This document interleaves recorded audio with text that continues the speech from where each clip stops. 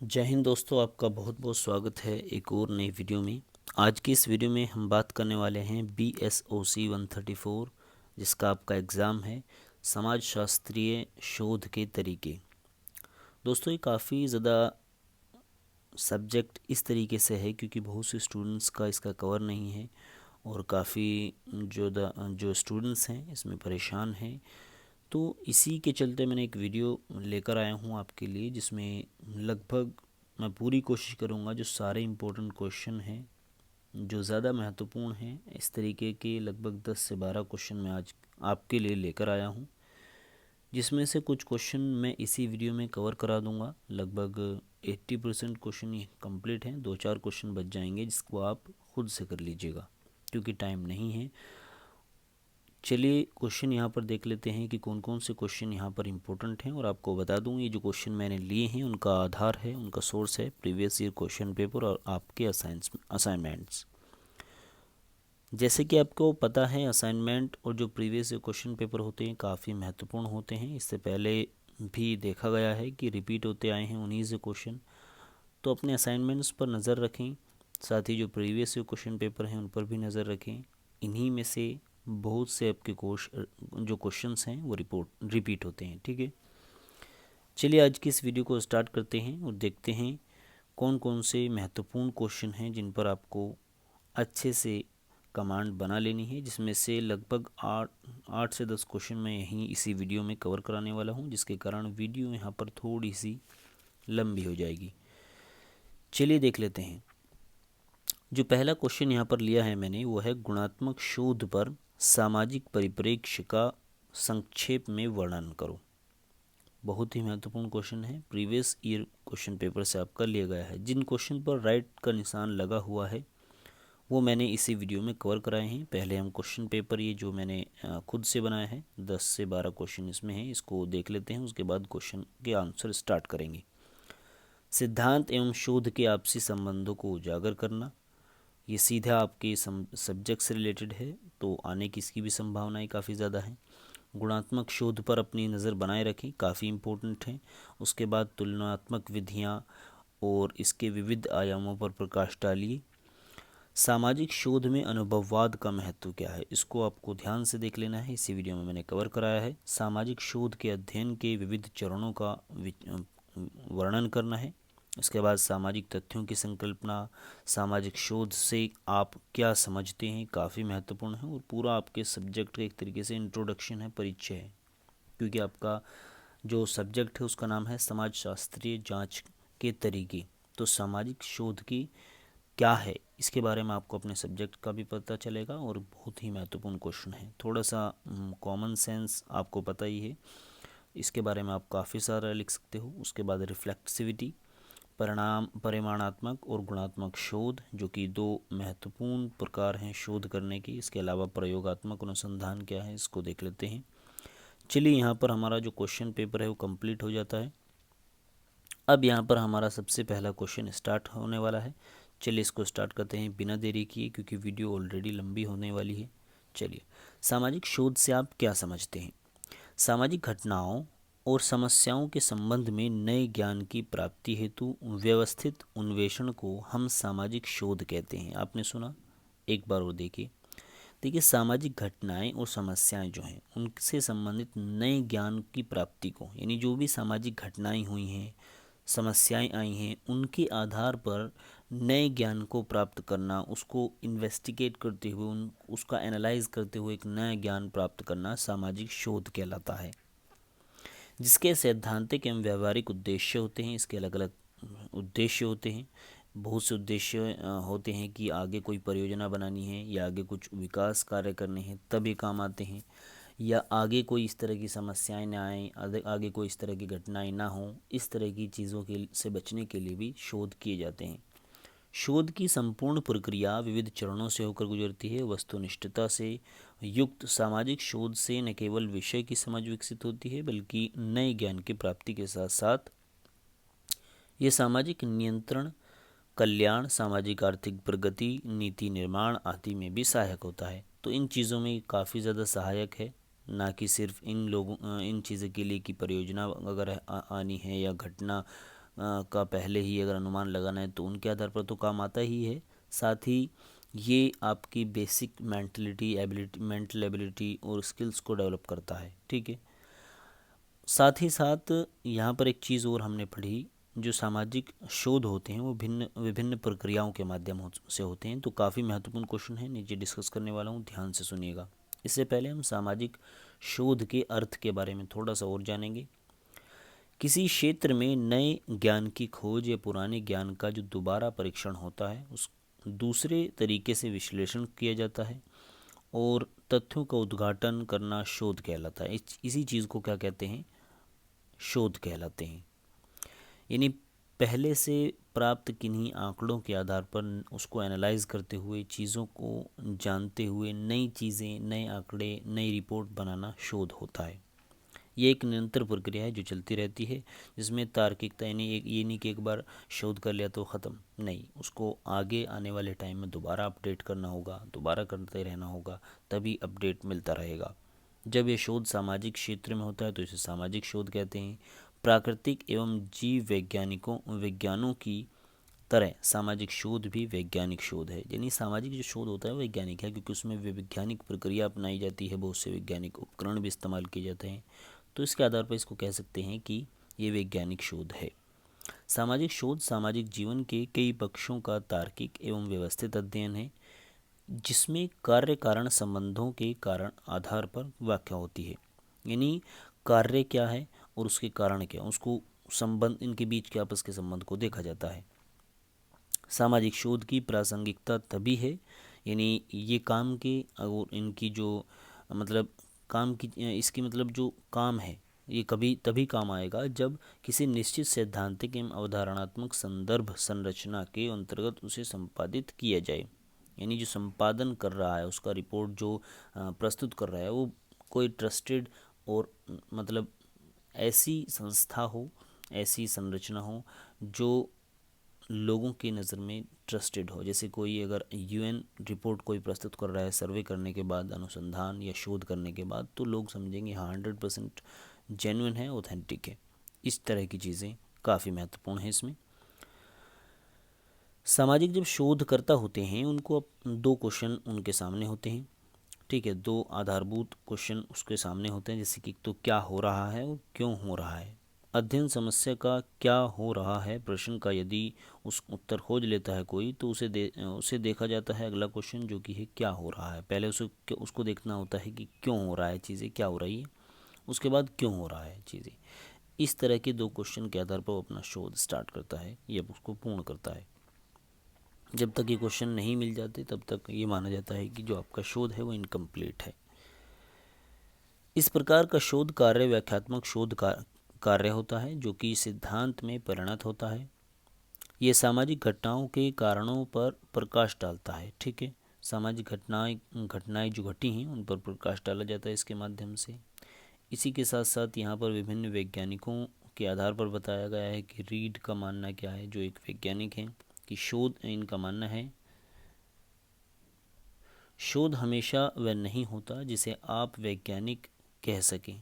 शोध कभी कभी उपयोगी जानकारी इकट्ठा करने तक सीमित हो सकता है। शोध सिर्फ ये नहीं कि जब वैज्ञानिक स्तर पर कोई चीज़ रिसर्च हो वही शोध होगा, नहीं, किसी जानकारी, अगर कोई टॉपिक है उसके बारे में जानकारी इकट्ठा की जा रही है तो वहीं तक, अगर जानकारी करने से, इकट्ठा करने से कंप्लीट हो रहा है तो उसको भी शोध बोलते हैं। अधिकतर ऐसी जानकारी किसी कार्य विशेष का नियोजन करने और महत्वपूर्ण निर्णय लेने में बहुत महत्वपूर्ण होती है। ऐसी जानकारी आपको बताई गई है जैसे कि बहुत महत्वपूर्ण होती है, क्योंकि जब सर्वे कराए जाते हैं, जो शोध कराए जाते हैं, उसके आधार पर बहुत से डिसीजंस भी लिए जाते हैं। सामाजिक शोध की जो परिभाषाएं हैं, विभिन्न विभिन्न जो विशेषज्ञ हैं, जो बड़े बड़े इसमें लीडर हैं, लोग हैं, उनके द्वारा अलग अलग दी गई है। जैसे कि पीवी यंग के अनुसार बताया गया है कि हम सामाजिक अनुसंधान को एक वैज्ञानिक कार्य के रूप में परिभाषित कर सकते हैं, जिसका उद्देश्य तार्किक और क्रमबद्ध पद्धतियों के द्वारा नए तथ्यों की खोज या पुराने तथ्यों को और उनके अनुक्रमों को, अंतर संबंधों, कारणों एवं उनको संचालित करने वाले प्राकृतिक नियमों को खोजना है। तो ये परिभाषा दी गई है पीवी यंग के अनुसार। उसके बाद CA मोजर के अनुसार बताया गया है कि सामाजिक घटनाओं और समस्याओं के संबंध में नए ज्ञान की प्राप्ति हेतु व्यवस्थित अन्वेषण को हम सामाजिक शोध कहते हैं। तो इस तरीके से 2-3 वैज्ञानिकों के एक इसमें से आप 2 वैज्ञानिकों के थोड़े याद कर सकते हैं। चलिए इसमें आगे देखते हैं सामाजिक शोध के चरण। देखिए जैसे अभी मैंने ऊपर डिस्कस किया था कि जो सामाजिक शोध होता है वो स्टेप बाय स्टेप होता है। पहले ये चीज़ करनी है, उसके बाद ये चीज़ करनी है, उसके बाद ये चीज़ करनी है, उसके बाद ये चीज़ करनी है। किसी चीज़ को जब किया जाता है तो उसके निर्धारित तरीके से अगर उसको किया जाएगा तो अच्छे से होगी और कंप्लीट होगी। इस तरीके से जब सामाजिक शोध किया जाता है तो उसके विभिन्न चरण हैं, स्टेप्स हैं, जिनके आधार पर अगर उसको किया जाएगा तभी वो कंप्लीट हो सकता है और अच्छे से एक प्रभावकारी शोध हो सकता है। देखिए सामाजिक शोध की विभिन्न प्रक्रियाएं हैं जो विभिन्न लोगों के द्वारा बताई गई हैं। जैसे कि स्लूटर के आधार पर, स्लूटर के अनुसार उन्होंने 5 चरण इसमें बताए, 15 चरण का वर्णन किया है, जिसमें शोध विषय का चुनाव, शोध समस्या को समझने के लिए सर्वेक्षण, संदर्भ ग्रंथि सूची का निर्माण, समस्याओं को परिभाषित या निर्मित करना, इस तरह की चीज़ें सामने आती हैं। इसके अलावा अन्य लोगों के अनुसार भी बताया गया है, जैसे कि इंदिरा गांधी राष्ट्रमुक्त विश्वविद्यालय। देखिए जो इग्नू है उसके पाठ्यक्रम में सामाजिक शोध के चरणों को प्रस्तुत अगर करना होगा तो यानी इग्नू ने भी इसमें सुझाया है, उसके पाठ्यक्रम के आधार पर बताया है कि जो सामाजिक शोध है उसको करने के लिए कौन कौन से वो स्टेप्स हैं। इंदिरा गांधी राष्ट्रमुक्त विश्वविद्यालय के पाठ्यपुस्तक में सामाजिक शोध के चरणों को प्रस्तुत किया गया है, यानी आपकी बुक में है। तो उसके आधार पर शोध समस्या को परिभाषित करना, शोध विषय पर प्रकाशित सामग्री की समीक्षा करना, अध्ययन के व्यापक दायरे और उसको तय करना। ठीक है, इसमें थोड़ा सा मैं आपको बता दूँ। देखो शोध, इसमें पेन बदलने की ज़रूरत है। शोध समस्या को परिभाषित करना, सबसे पहले इसको डिस्कस करते हैं। देखिए नीचे मैंने शोध के जो चरण हैं उनको डिटेल में लिया है, लगभग 7-8 चरण हैं, उनको आप अच्छे से देख लीजिएगा। लेकिन अगर आप ये भी लिखते हैं और साथ में वो भी लिखते हैं तो आपका एक आंसर बहुत ज़्यादा अच्छा हो जाता है, क्योंकि आपकी पुस्तक में जो बताए गए हैं वो ये हैं। ठीक है, विभिन्न सोर्सेज से, जैसे आपको पता है मैं इग्नू की बुक से कम पढ़ाता हूँ, और ये जो सोर्स है, जो मैंने उठाई हैं चीज़ें, जो डाटा है, कंटेंट है, ये अलग अलग वेबसाइट से उठाया गया है, जहाँ बताया जाता है कि सबसे आसान भाषा में मुझे लगता है कि हैं चीज़ें, और जो सीधे आप तक पहुँचें, अच्छी भाषा में हो, आसान लैंग्वेज में हो, वहीं से मैं इस कंटेंट को उठा लेता हूँ। ठीक है, तो यहाँ पर जो पहला बताया गया है इसमें स्टेप, वो है शोध समस्या को परिभाषित करना। यानी जो शोध किया जा रहा है उसकी समस्याएं क्या हैं, किस समस्या के ख़त्म करने के लिए या किस समस्या को उजागर करने के लिए वो शोध करना हो रहा है। ठीक है, यानी कोई ना कोई कारण होगा, कोई ना कोई समस्या होगी जिसके आधार पर सर्वे किया जा रहा है कि इस समस्या का हल के लिए शोध हो रहा है। ठीक है, उसके बाद है शोध विषय पर प्रकाशित सामग्री की समीक्षा करना। यानी जो शोध का विषय है हमारा, जैसे एजुकेशन या जैसे पर्यावरण है, या मान लो हमारा ऐसे पक्षी जो विलुप्त हो रहे हैं, जिनको खतरा है, उनके संबंध में हम कोई सर्वे कर रहे हैं, शोध कर रहे हैं। एक मिनट,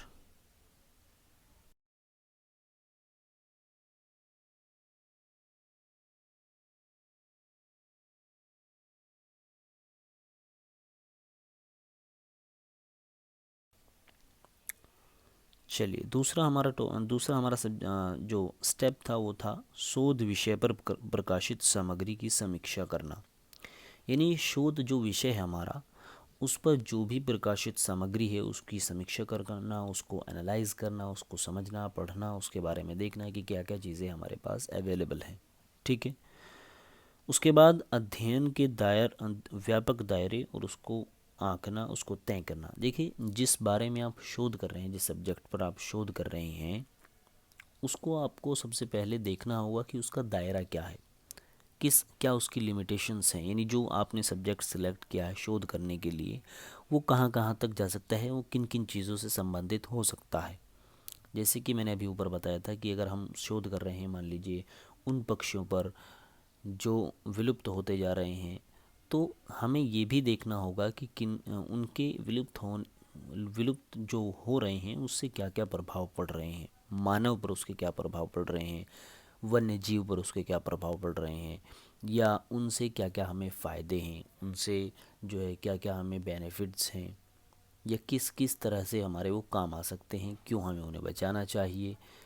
इसके अलावा किस किस देश से संबंधित हैं वो, किस किस देश में वो पाए जाते हैं, क्या क्या उनकी समस्याएं, यानी पूरा एक लिमिटेशंस उसकी किस किस यानी कहाँ कहाँ तक वो जा सकती हैं चीज़ें, उसको हमें एक तय करना होगा। तभी हम एक जब लिमिट सेट हो जाती है तब आदमी उसी तक पहुंचता है। ठीक है, जब कोई लिमिट सेट नहीं होगी, कोई इसका दायरा तय नहीं होगा, तो ऐसे में कभी व्यक्ति इधर भागेगा तो कभी उधर, लेकिन उसको लिमिट नहीं पता चलेगा कि कहाँ तक मैं लास्ट जा सकता हूँ।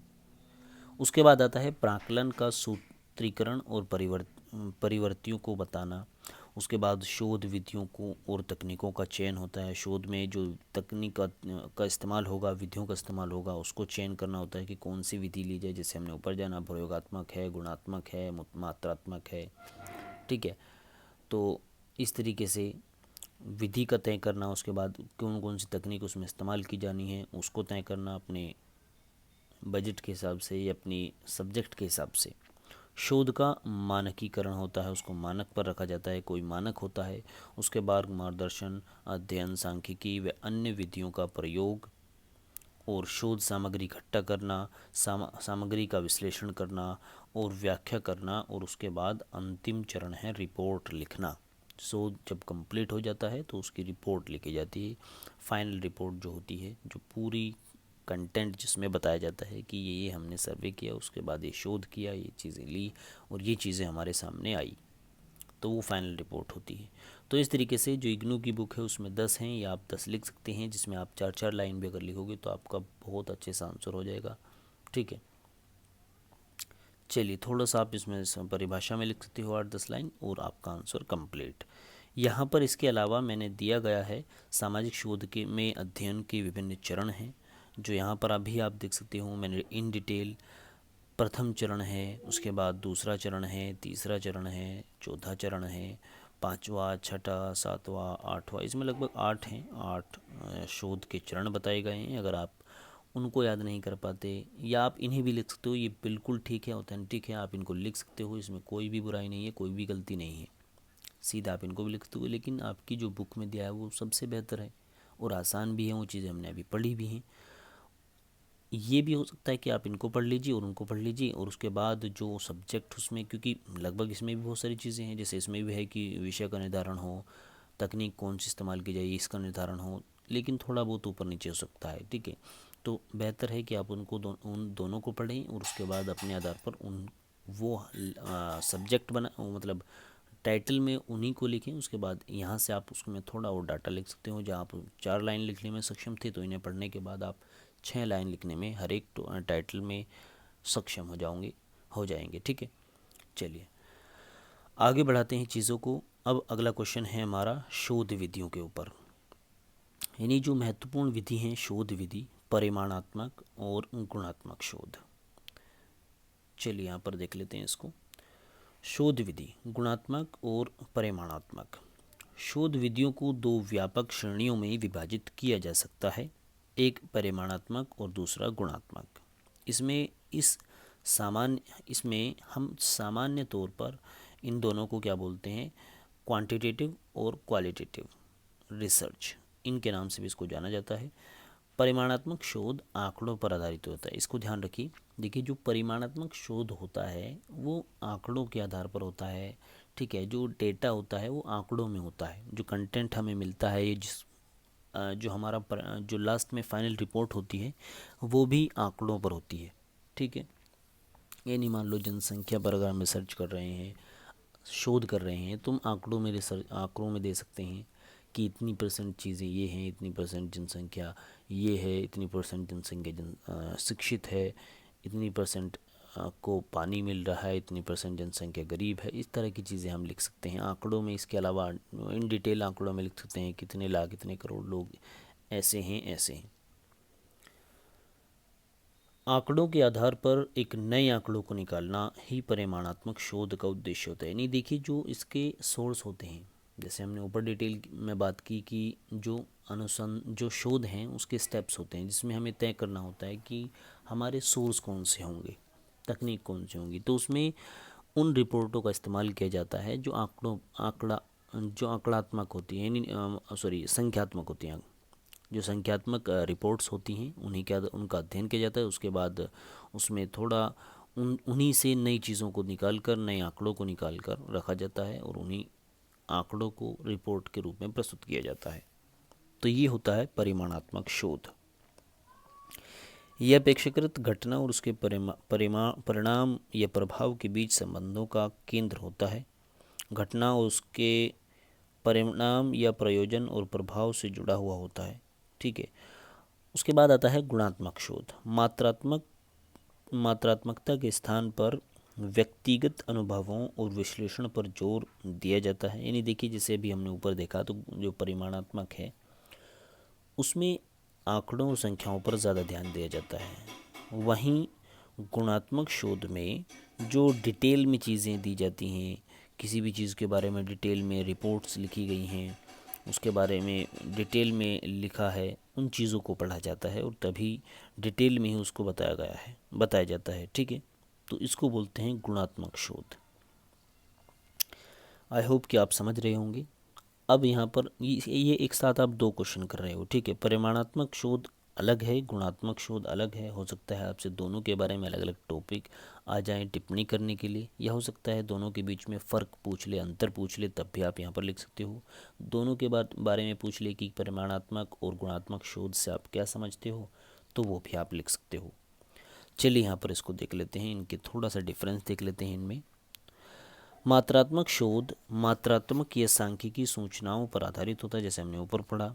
यह सर्वेक्षण, स्ट्रक्चर्ड इंटरव्यू, ऑब्जर्वेशन, रिकॉर्ड्स और रिपोर्ट्स रिव्यू के आधार पर होता है।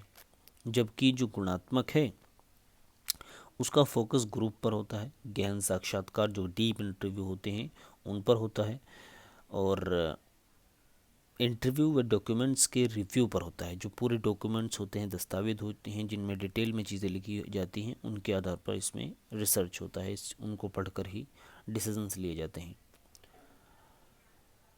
इसके बाद मात्रात्मक शोध के अंतर्गत डिडक्टिव मेथड के आधार पर इसको किया जाता है, जबकि हमारा जो गुणात्मक शोध है वो इंडक्टिव आधार पर किया जाता है।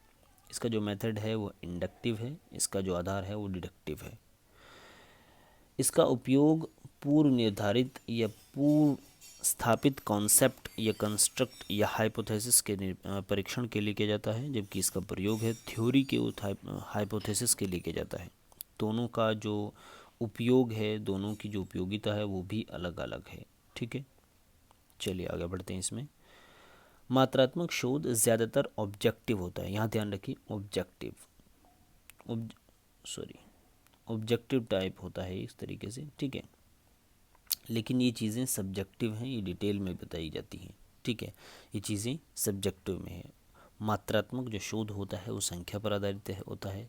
ऑब्जेक्टिव होता है, जो इसका उपयोग है, जो मेथड है वो दोनों अलग अलग हैं। डिडक्टिव मेथड से इसको प्राप्त किया जाता है, लेकिन इसमें चीज़ें अलग हैं। गुणात्मक शोध जो होता है वो डिटेल में जो रिव्यू दिए जाते हैं इंटरव्यू के, या डॉक्यूमेंट्स जो दस्तावेज होते हैं उनका इस्तेमाल कर इसको प्राप्त किया जाता है। साथ ही जो रिपोर्ट्स है वो भी डिटेल में बताई जाती है, और हर एक पहलू को ध्यान से एनालाइज करना होता है, हर एक चीज़ के बारे में पढ़ना होता है सब्जेक्टिवली, तभी आप चीज़ों को देख सकते हैं और अंतिम रिपोर्ट तक पहुँच सकते हैं।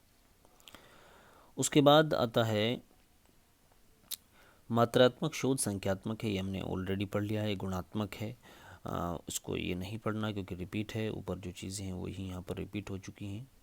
देखिए यहाँ पर आता है मात्रात्मक शोध के अंतर्गत गहन या कम गहन परंतु अधिकाधिक विषयों से संबंधित अधिक विस्तृत जानकारी प्राप्त होती है। देखिए मात्रात्मक शोध कैसे है। मात्रात्मक शोध मुझे लगता है एक तरीके से आसान है, क्योंकि यहाँ पर ऑब्जेक्टिवली चीज़ों को देखा जा रहा है और सिर्फ डाटा का एनालाइज, डाटा जो आंकड़े हैं, जो संख्याएं हैं, उनको सिर्फ एनालाइज किया जा रहा है। तो इस आधार पर ये काफ़ी ज़्यादा मुझे लगता है आसान है, और इसमें आसान होने की वजह से इसमें बहुत से विषय ले सकते हैं हम, अधिकाधिक विषय जैसे इसमें बताए गए हैं। लेकिन जो गुणात्मक शोध है उसमें हम बहुत ज़्यादा चीज़ों को पढ़ते हैं, बहुत ज़्यादा उसको डिटेल में डीपली उस चीज़ों को अध्ययन किया जाता है, एनालाइज किया जाता है उनके बारे में, तब जाकर हमें डीप में जो है रिपोर्ट्स प्रस्तुत करनी होती। तो ऐसे में ज़्यादा विषय हम इसमें नहीं हो सकते, लेकिन ये हो सकता है कि जो विषय लिए गए हैं उसके बारे में विस्तृत जानकारी प्राप्त होती है और एक गहन अध्ययन उसके बारे में हमें प्राप्त होता है। कुछ विषय ही इसमें ले सकते हैं सिर्फ। तो इस तरह की ये चीज़ें हैं, ये आप देख सकते हैं यहाँ पर वही चीज़ें हैं लगभग सभी। तो यहाँ हमें पता चलता है कि कैसे गुणात्मक शोध और मात्रात्मक शोध एक दूसरे से अलग हैं, क्या उनमें फ़र्क है। अगला हमारा क्वेश्चन है प्रयोगात्मक अनुसंधान क्या है, प्रयोगात्मक शोध क्या है। थोड़ा सा पेन बदल लेता हूँ फिर चलते हैं। चलिए, प्रयोगात्मक अनुसंधान अनुसंधान की एक प्रमुख विधि है। ये क्या है, शोध करने की, अनुसंधान करने की एक प्रमुख विधियों में से एक है। प्रयोगात्मक अनुसंधान में कार्य कारण संबंध स्थापित किया जाता है। ठीक है, कार्य कारण संबंध स्थापित करने के लिए दो स्थितियों को संतुष्ट करना होता है।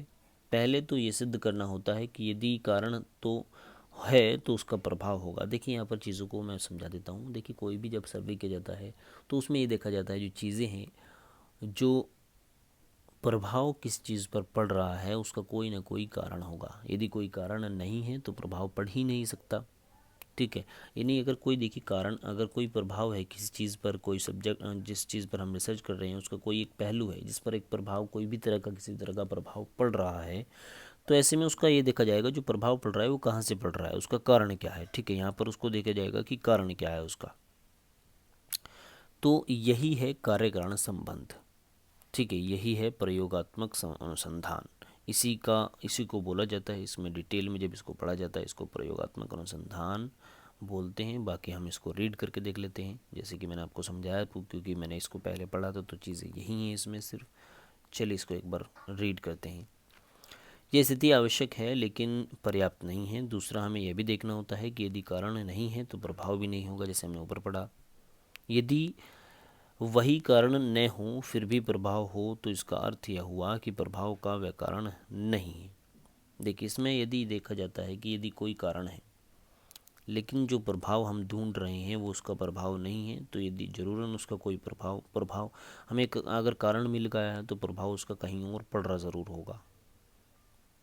ठीक है, तो इस चीज़ पर हम देख सकते हैं और हमें पता चल जाएगा कि ये चीज़ें जो हम ढूंढ रहे हैं ये गलत हैं और हमें दूसरे क्षेत्र में जाना चाहिए। यहाँ इसके कौन से पहलू पर हमें ज़्यादा ध्यान दिया जाना चाहिए।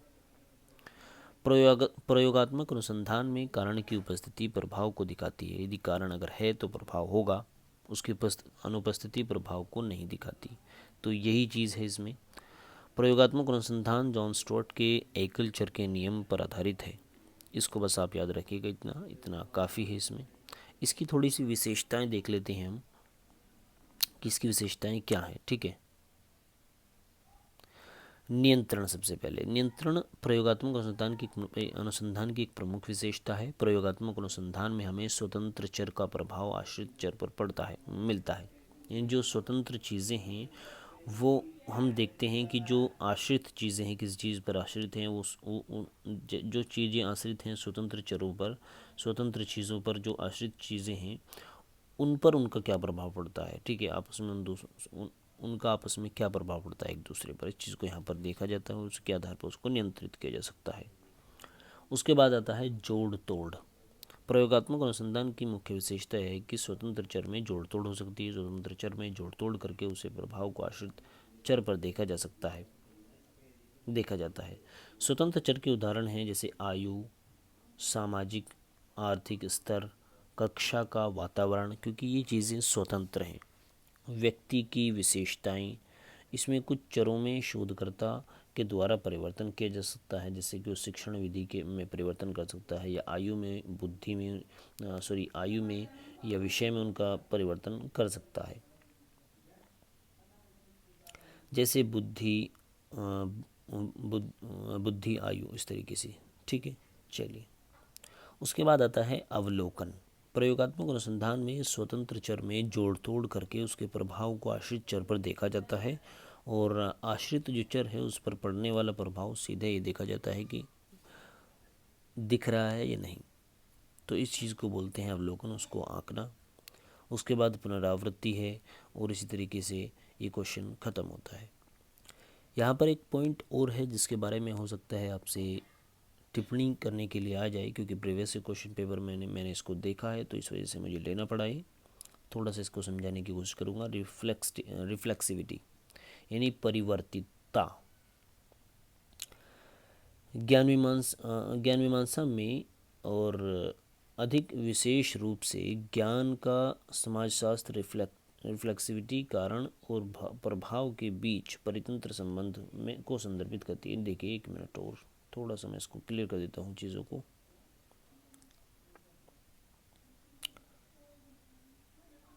ठीक है, देखिए, रिफ्लेक्सिविटी कारण और प्रभाव के बीच परिपत्र संबंधों को संदर्भित करती है। ठीक है, रिफ्लेक्सिविटी हमें क्या दिखाती है, क्या संदर्भित करती है?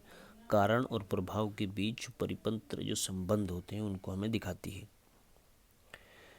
विशेष रूप से मानव विश्वास संरचनाओं में अंतर्निहित है। एक रिफ्लेक्सिव संबंध एक रिश्ते में एक दूसरे को प्रभावित करने वाले कारण और प्रभाव दोनों के साथ विदिश है, जिसमें न तो कारण या प्रभाव के रूप में असाइन किया जा सकता है। इसको थोड़ा हार्ड है समझना, तो जिस तरह के से मुझे मिला है चीज़ें उसको ही मैं बस आपको रीड करके समझा सकता हूँ। रिफ्लेक्सिविटी ऐसा करने का एक साधन है। हालांकि रिफ्लेक्सिविटी कई नई दुविधाओं को भी जन्म देती है, जैसे कि बहुत सा नुकसान पहुंचाती है। इसके अलावा रिफ्लेक्सिव प्रक्रिया एक महान उपकरण है जो कि गुणात्मक शोध को मान्य करने में आपकी सहायता करती है। ये पॉइंट नोट करने योग्य है। देखिए, रिफ्लेक्सिविटी जो एक प्रक्रिया है और एक ऐसी प्रक्रिया है जिसके आधार पर हम अपने गुणात्मक शोध को मान्य ठहरा सकते हैं कि मान्य है, ऑथेंटिक है। तो यहाँ पर इन चीज़ों को आप बस याद रख लीजिए रिफ्लेक्सिविटी में। अगला जो पॉइंट है वो सामाजिक शोध में अनुभववाद का महत्व है, कि क्या अनुभववाद का जो महत्व है, वो अनुभववाद का महत्व क्या है सामाजिक शोध में। ठीक है, सामाजिक शोध में अनुभववाद का महत्व। एक अनुभववादी वह है जो अनुभववाद का अभ्यास करता है, यानी वह प्रणाली जो सभी प्राथमिक ज्ञान को अस्वीकार कर देती है, जो पूरी तरह से अनुभव और प्रेरणा पर टिकी होती है। यानी अनुभववाद वो है जिसमें हम अनुभव लगाते हैं, अनुभव करते हैं, सिर्फ प्रेरणा पर इन चीज़ों को रखा जाता है। बेकन को पहला अनुभववाद का शहीद होने का सम्मान मिलता है। बेकन जो है आधुनिक वैज्ञानिक विचारकों में से एक, प्रेरण पर जोर देने, विचारों की पुष्टि के लिए प्रत्यक्ष अवलोकन के प्रयोग और प्राकृतिक घटनाओं के काम करने के सिद्धांत या स्पष्टीकरण को बनाने के लिए देखे गए तथ्यों को एक साथ जोड़ने के लिए जाना जाता है। तो बेकन को इन चीज़ों के लिए जाना जाता है। सामाजिक जीवन स्पष्ट रूप से अराजक है। अनुभववाद या अनुभवजन्य वैज्ञानिक अनुसंधान की मुख्य विशेषताएं निम्नलिखित हैं। अनुभववाद की मुख्य विशेषताएं तभी जान सकते हैं जब उसका अगर महत्व जानना है तो उसकी विशेषताएं जाननी होंगी। पहला है अवलोकन। तो अनुभवजन्य अनुसंधान ज्ञान प्राप्त करने के लिए अवलोकन पर निर्भर करता है। एक मायने में किसी भी जांच का आधार अवलोकन, यानी उसको आंकना एक तरीके से। उसके बाद है अवधारणाएं। उसके बारे में जो अवधारणाएं हैं उनको देखना, उनको समझना। अवधारणाएं वैज्ञानिक अनुभवजन्य अनुसंधान के निर्माण खंड है। वैज्ञानिक सिद्धांतों में आमतौर पर कई परस्पर संबंधित अवधारणाएं होती हैं, यानी कि जब कोई भी सर्वे होता है, रिसर्च होता है, तो वैज्ञानिक स्तर पर भी उनमें बहुत से वैज्ञानिक कोई वैज्ञानिक किसी अवधारणा को मानता है, बताता है। अलग अलग वैज्ञानिक की अलग अलग अवधारणाएं होती हैं। तो अवधारणाएं सभी मानव संचार और विचार के लिए मौलिक हैं। उसके बाद आती है वस्तुनिष्ठता। वस्तुनिष्ठता का अर्थ है कि अनुभवजन्य शोध में हम जो निष्कर्ष निकालते हैं वे हमारे व्यक्तिगत विचार या मूल्यों से प्रभावित नहीं होते। इसका अर्थ यह है कि समान निष्कर्ष किसी भी व्यक्ति द्वारा प्राप्त किया जा सकता है जो अवलोकनों के समान सेट को दोहराता है। इसी में सत्यापनियता है। और आगे इसमें देख लेते हैं क्या है।